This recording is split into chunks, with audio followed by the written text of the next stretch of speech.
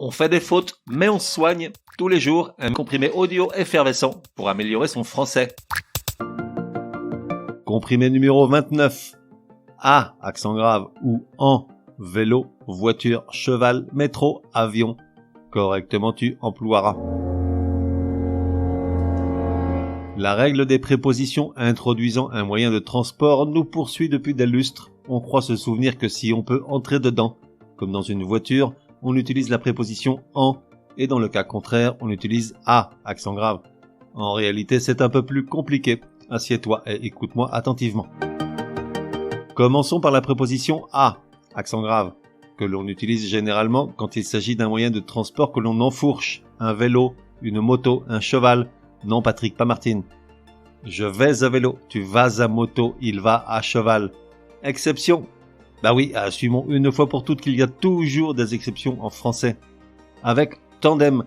Un tandem, c'est-à-dire un vélo à 2 selles et 2 jeux de pédales. Je précise car étant donné qu'on n'en voit plus, la population la plus jeune pourrait ne pas savoir ce qu'est un tandem.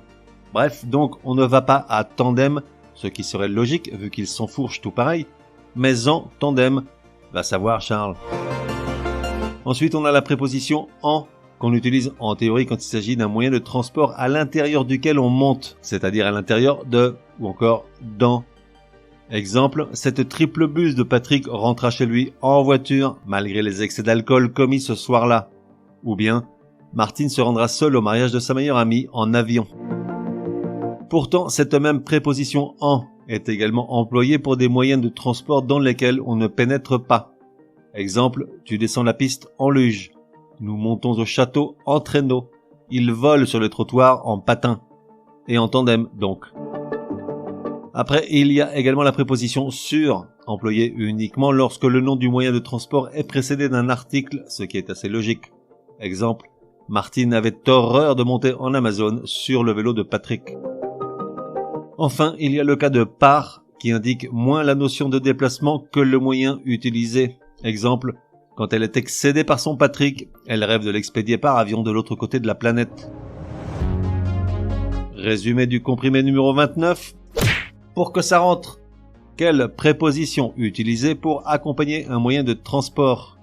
On utilise la préposition à, accent grave, si l'on peut enfourcher le moyen de locomotion, à vélo, à moto, à cheval. En revanche, en tandem. Ensuite, on utilise la préposition en si on peut s'introduire à l'intérieur du moyen de transport. Exemple, en voiture, en train, en avion, mais en luge, en traîneau, en patin.